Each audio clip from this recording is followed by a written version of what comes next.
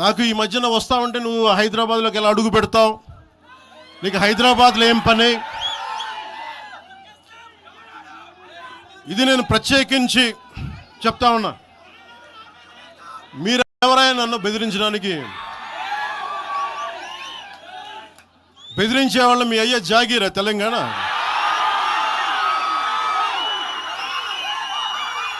నా మీద దాడులు చేస్తా ఉన్నారు కదా.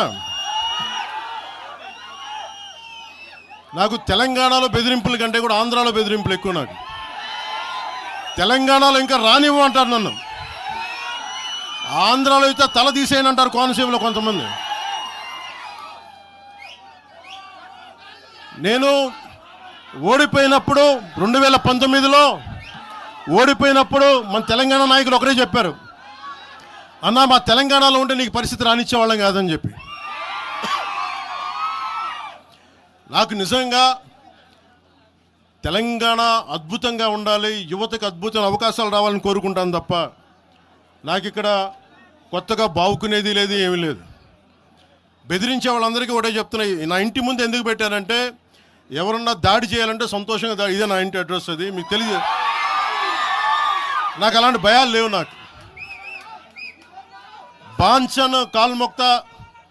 బాంచన్ సారు కాల్మొక్తా అనే ఉద్దేశం ఉంటే పార్టీ ఎందుకు పెడతామా?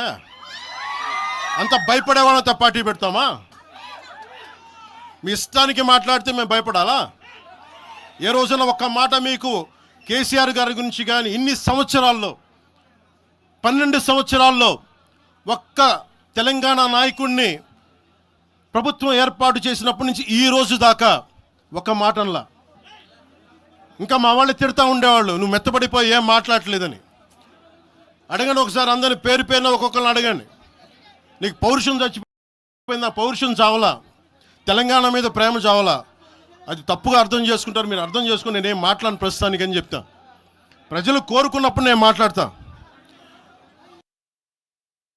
ఎంత కమిటెడ్గా ఉన్నాను తెలంగాణ కంటే, జనసేన మా వాళ్ళందరూ ఎదురు చూస్తున్నారు తెలంగాణలో జనసేన ఎదగాలని. నేను ఒకటే చెప్పా, ప్రజలు కోరుకునే వరకు మీరు ముందుకు తీసుకెళ్ళండి అని చెప్పి నేను జర్నలిస్ట్ కాలనీలో ఉన్న తెలంగాణ జనసేన పార్టీని కూడా నేను తీసేసాను. మొత్తం హెడ్ క్వార్టర్స్ అంతా మంగళగిరిలో పెట్టిన. నాకు అంత కమిట్మెంట్ తెలంగాణ మీద. ఎందుకంటే నాకు రెచ్చగొట్టడం ఇష్టం లేదు. తగ్గి మాట్లాడా. మీరు ఎన్ని హింసించినా, మీరు ఎన్ని మాటలు మాట్లాడినా, ఆంధ్ర కొడకని తిట్టినా, అరే నా గుండెల్లో తెలంగాణ ఉంది, మీరు ఎన్ని తిట్టినా నేనేం పట్టించుకోను. వైసీపీ నాయకులు, క్రిమినల్ గ్యాంగ్స్ చాలాసార్లు నాకు బెదిరింపులు ఇచ్చినాయి. దానికి మించిన బెదిరింపులు నిజంగా నాకు తెలంగాణ నాయకులు. వైసీపీ గుండాలు ఇచ్చిన బెదిరింపుల కంటే కూడా, చంపేస్తామని బెదిరింపుల కంటే కూడా నాకు తెలంగాణ ఎప్పుడు ఇవ్వలా. అసలు ఈ గొడవ అంతా ఎందుకు స్టార్ట్ అయింది? ఈ గొడవ అంతా ఎక్కడ స్టార్ట్ అయింది? ఒక ఎనలిస్ట్, ఒక విశ్లేషించే వ్యక్తి, ఆయనంటే నాకు గౌరవం, ఆయన మీద నాకు గౌరవం ఉంది. ఆయన తీసుకుపోయి ఓ మీడియాలో మాట్లాడతా అమిత్ షా గారి గురించి మాట్లాడారు. అమిత్ షా గారు నేను మాట్లాడుకున్నామంటే ఆయన విన్నారంటే, ఆయన కూర్చొని తప్పుడు మాటలు మాట్లాడితే దాన్ని ఖండించే. నా మీద మనకు మాట అంటే మన జన సైనికులు ప్రతి చోట ఏదో కూర్చొని ఒక కేసులు పెట్టారు కూడా నాకు తెలియదు. తెలిసిన వెంటనే చెప్పాను, అవన్నీ వదిలేనని చెప్పాను నేను. అవన్నీ మళ్ళీ ప్రెస్ క్లబ్లో పోయి మీరు తిడుతూ ఉంటే, ప్రాంతీయ విద్వేషాలు రెచ్చగొడితే దాంట్లో కూర్చోబెట్టి ఎంతకాలం చేస్తారు? 12 సంవత్సరాలు తెలంగాణ వచ్చిన తర్వాత ఇంకా తెలంగాణలో ఉపాధి లేకపోయినా, ఏమి లేకపోయినా దానికి ఆంధ్రుడే కారణం, దానికి పవన్ కళ్యాణే కారణం. పరిశ్రమల్లో ఈ లెక్కల్లో ఇంక మీరు ఎప్పుడు మీరు ఎన్ని చేసినా ప్రతిదానికి ఎక్కడో చోట తెలంగాణ ప్రజలు ఇది గ్రహించాలి. ఉద్యోగాలు రాకపోయినా, ఉపాధాలు రాకపోయినా ప్రతిదానికి ఆంధ్రోడు కారణం అంటే, ఆంధ్ర ప్రజలు నిజంగా ఎందుకు వస్తారు ఇక్కడికి? తెలుగు చిత్ర పరిశ్రమ ఎందుకు వచ్చింది? ఎక్కడో మద్రాసులో ఉన్న తెలుగు చిత్ర పరిశ్రమ ఇక్కడ రావడానికి కారణం తెలంగాణ ప్రత్యేక రాష్ట్రం కావాలని కోరుకున్న నాయకులు చెన్నారెడ్డి గారు తీసుకొచ్చారు ఇక్కడికి. ఆయన తీసుకొచ్చారు ఇక్కడికి.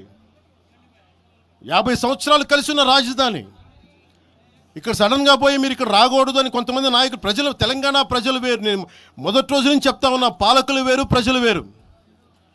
తెలంగాణకి అన్యాయం చేసిన పాలకుల్ని, దాంట్లో పవన్ కళ్యాణ్ కూడా, వాడిని కూడా ఉరిదీసాను పర్లా.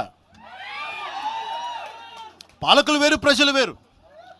మీరు పాలకులను తిట్టుకున్న ప్రజలను తిడితే, విద్వేషాలు రెచ్చగొడితే ఈ దేశం ఎటుపోద్ది? సూరత్లో తెలుగు ప్రజలు ఉన్నారు. రేపొచ్చిన గుజరాతీ మనుషులందరూ గుజరాతీస్ అందరూ కూర్చొని తెలుగు వాళ్ళు ఇక్కడ ఉండకూడదంటే కుదురుద్ది అక్కడ? నాందేడ్లో ఉన్న తెలుగు వాళ్ళు, షోలాపూర్లో ఉన్న మన తెలంగాణ తెలుగు వాళ్ళు అందరూ కూర్చోబెట్టి మా మహారాష్ట్రీయులు తిరగబెడితే ఏమవుద్ది? దేశం నిలబడద్దా? దేశం ఒకటిగా ఉంటుందా? ఎంతకాలం తిడతారు? ఎంతకాలం? నేను అమిత్ షా గారిని అన్నారని చెప్పి నేను మాట్లాడగానే కూర్చోబెట్టి ఒక్కళ్ళు దానికి చిలవలు పలవలు చేసి, నాకు తెలంగాణ అంటే పడదు, నాకు వీళ్ళంటే పడదు, వాళ్ళంటే పడదు, ఇన్ని సంవత్సరాలు 12 years కూర్చోబెట్టడం, మేము ఒక చెరువుని కబ్జా చేసామంట. నాకేం పనిలేదా? నిజంగా మీరన్నట్టుగా కబ్జా చేస్తే ఇల్లు తగలబెట్టారా? నాది వచ్చి మీరు ఉంచుతారా నన్ను? ఒక్కొక్కళ్ళు కూర్చోబెట్టి 111 జీవోలు ఏమేం చేశారు అటు చూసిపోండి, అటు చూడండి. నిజంగా ఈ రోజున తెలంగాణ రాష్ట్ర ముఖ్యమంత్రి గారికి చెప్తున్నా, రేవంత్ రెడ్డి గారికి చెప్తున్నా, ఆయనంటే నాకు ఇష్టం, ఆయనంటే గౌరవం నాకు. కానీ వారికే నేను చెప్తా ఉన్నా, తెలంగాణ ప్రభుత్వానికే చెప్తున్నా, పవన్ కళ్యాణ్ గనుక ఆ చెరువుని ఒక చెరువును ఆక్యుపై చేసుకున్నాడంటే సంతోషంగా చెప్తున్నా, ఈ రోజున తెలంగాణ ప్రభుత్వానికి రాసి ఇచ్చేస్తున్నారు. అలాగే